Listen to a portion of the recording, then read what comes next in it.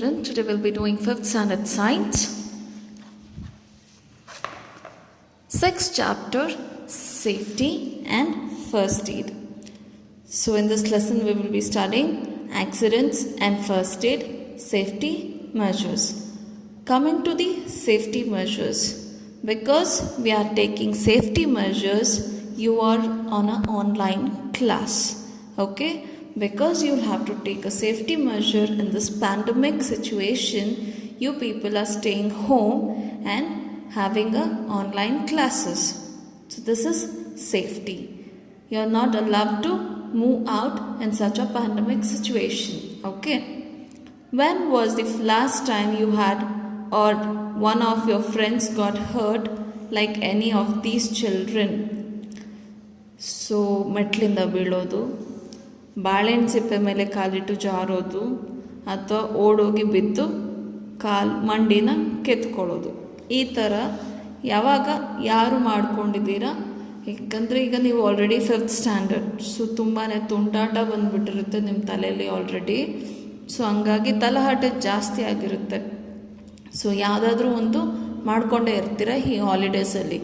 Accidents are unexpected and sudden incidents that are generally result in an injury or damage. So unexpected ಆಗುವಂಥ sudden incidents, so damage ಆಗಿರ್ಬೋದು ಅಥವಾ injury ಆಗಿರ್ಬೋದು, ಈ ಥರದ್ದು ಯಾವುದಾದ್ರೂ ಒಂದು ರಿಸಲ್ಟ್ ಕೊಡ್ತವೆ. ಈ ಥರದನ್ನೊಂದು ಆಕ್ಸಿಡೆಂಟ್ ಅಂತ ಕರಿತೀವಿ. You may sometimes dash a person when rushing to school or may miss a step when getting into a school bus. So ಸ್ಕೂಲಿಗೆ ಓಡ್ಕೊಂಡು ಹೋಗಬೇಕಾದ್ರೆ ಯಾರಿಗಾದ್ರೂ ಡ್ಯಾಶ್ ಕೊಟ್ಟಿರ್ಬೋದು, ಅಥವಾ ಸ್ಕೂಲ್ ಬಸ್ ಹತ್ತುತ್ತಾ ಇರಬೇಕಾದ್ರೆ ಯಾವುದಾದ್ರೂ ಒಂದು ಮೆಟ್ಲು ಸ್ಕಿಪ್ ಮಾಡಿರ್ಬೋದು. Okay, though sudden of unexpected we must follow certain safety precautions to avoid accidents. ಕೆಲವೊಂದು ಸೇಫ್ಟಿ ಪ್ರಿಕಾಷನ್ಸ್ನ ಫಾಲೋ ಮಾಡೋದ್ರಿಂದ ಆಕ್ಸಿಡೆಂಟ್ಸ್ನ ಅವಾಯ್ಡ್ ಮಾಡ್ಬೋದು. Simple medical help or emergency treatment given to an accident victim before a doctor or an ambulance arrives is called a first aid. So ಈ ಥರ ಒಂದು accident ಆಗಿರೋವಂಥ ವ್ಯಕ್ತಿಗೆ ನಾವೊಂದು ಸಿಂಪಲ್ ಆಗಿರೋಂಥ ಮೆಡಿಕಲ್ ಟ್ರೀಟ್ಮೆಂಟ್ ಡಾಕ್ಟರ್ ಬರೋಕ್ಕೂ ಮುಂಚೆ ಅಥವಾ ಆ್ಯಂಬುಲೆನ್ಸ್ ಬರೋದಕ್ಕೂ ಮುಂಚೆ ಕೊಟ್ಟರೆ ಅದನ್ನು ನಾವು ಫಸ್ಟ್ ಏಡ್ ಅಂತ ಹೇಳ್ತೇವೆ. Okay, first aid is very important because it provides immediate relief to the injured person and helps to calm him or her down.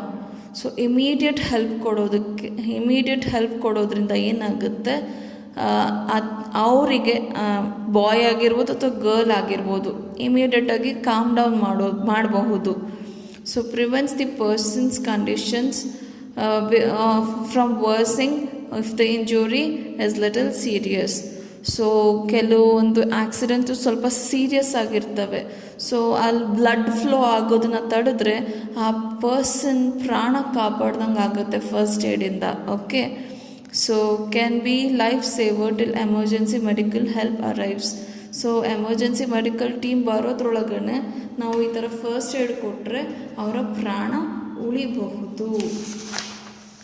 Okay, common accidents and first aid measures: cuts, bruises and wounds.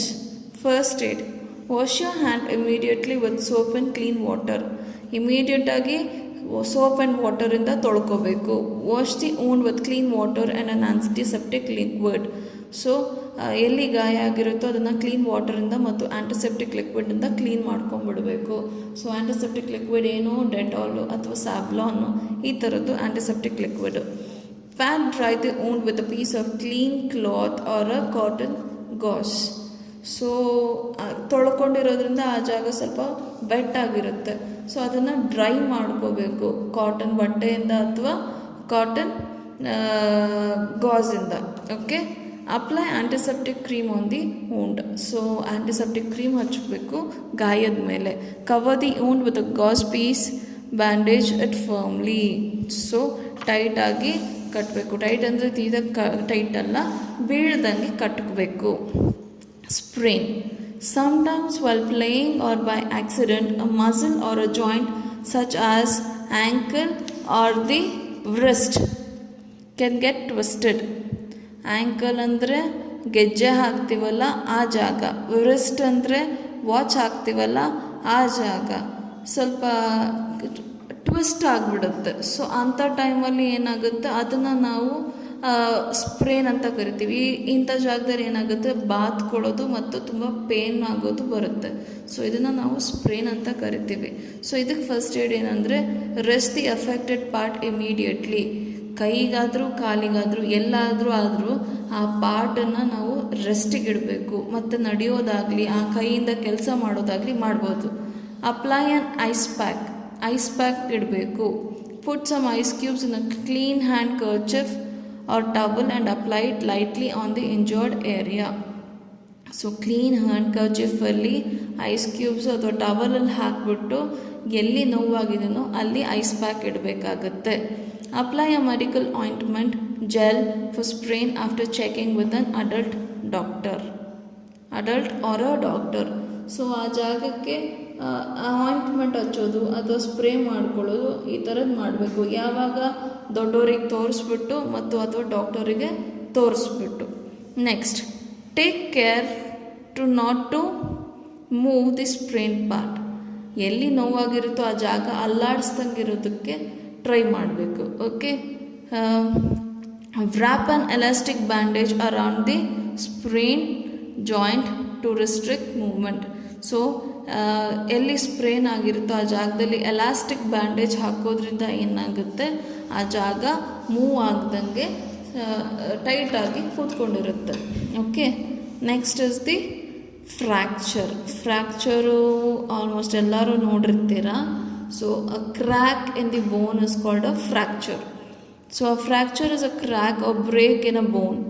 This generally happens when the person crashes against something with a huge impact or falls from the height on a hard surface. So ಜೋರಾಗಿ ಹೋಗಿ ಗುದ್ಕೊಳ್ಳೋದು ಅಥವಾ ಅದು ಮೇಲಿಂದ ಕೆಳಗಡೆ ಬೀಳೋದು. So ಈ ಥರ ರೀಸನ್ಸಿಂದ ನಮ್ಮ ಬೋನಲ್ಲಿ ಕ್ರ್ಯಾಕ್ ಬರ್ಬೋದು. So people injured in a vehicular mishap such as road or rail accidents and air crashes almost have suffer from multiple fractures. Accidents ಆಗೋದಾಗಲಿ ಅಥವಾ ಟ್ರೈನ್ ಆಕ್ಸಿಡೆಂಟ್ಸ್ ಆಗೋದಾಗಲಿ ಅಥವಾ ಏರ್ ಆಕ್ಸಿಡೆಂಟ್ಸ್ ಆಗೋದಾಗಲಿ ಮಲ್ಟಿಪಲ್ ಫ್ರ್ಯಾಕ್ಚರ್ಸ್ ಆಗಿರುತ್ತೆ ಅವರಿಗೆ. ಓಕೆ, ಇದಕ್ಕೆ first aid ಏನು, the patient is likely to be in severe pain. So ತುಂಬಾ ನೋವಿರುತ್ತೆ. Calm the person down by having him sit in a relaxed and comfortable position. ಅವರಿಗೆ ಹೇಗೆ ಆರಾಮ್ ಅನಿಸುತ್ತೋ ಆ ಥರ ಕುಂದಿರಿಸ್ಕೊಂಡಿರಬೇಕು. Use a stick as a splint holding it under the fractured part to support it. So ಈ ಪಿಕ್ಚರ್ ನೋಡ್ತಾ ಇದ್ದೀರಲ್ಲ, ಸೊ ಇಲ್ಲಿ ಎಲ್ಲಾದರೂ ಫ್ರ್ಯಾಕ್ಚರ್ ಆಗಿದೆ ಅಂತ ಅಂದ್ಕೊಳ್ರಿ. ಸೊ ಇಲ್ಲೇನಾಗುತ್ತೆ, ಇಲ್ಲಿ ನಮಗೆ ಇಲ್ಲಿ ಸಪೋರ್ಟ್ ಇಲ್ದಂಗೆ ಆಗುತ್ತೆ. ಸೊ ಅವಾಗ ಏನು ಮಾಡಬೇಕು, ಸ್ಪ್ಲಿಂಟ್ ಅಥವಾ ಒಂದು ಸ್ಟಿಕ್ಕನ್ನ ಇಲ್ಲಿ ಬೆಂಡ್ ಆಗ್ದಂಗೆ ಇರೋದಕ್ಕೆ ಸಪೋರ್ಟ್ ತೊಗೋಬೇಕು. ಓಕೆ, ಆಮೇಲೆ ಅದನ್ನು ಗಟ್ಟಿಯಾಗಿ ಕಟ್ಟಬೇಕು. Avoid any kind of movement. So ಅಲ್ಲಿ ಏನು ಮೂವ್ ಆಗ್ದಂಗೆ ನೋಡ್ಕೋಬೇಕು. Call for an ambulance and rush the person to the hospital without delay. ಆ್ಯಂಬುಲೆನ್ಸ್ನ ಕರೆಸಬೇಕು ಅಥವಾ ನಾವೇ ಖುದ್ದಾಗಿ ಹಾಸ್ಪಿಟಲಿಗೆ ಕರ್ಕೊಂಡೋಗಿ ಅಡ್ಮಿಟ್ ಮಾಡಿಸ್ಬೇಕು. ಓಕೆ, ಸೊ ಇಲ್ಲಿವರೆಗೂ ಅರ್ಥ ಆದರೆ ನೆಕ್ಸ್ಟ್ ಪಾರ್ಟು ನೆಕ್ಸ್ಟ್ ಕ್ಲಾಸಲ್ಲಿ ಕಂಟಿನ್ಯೂ ಮಾಡೋಣ.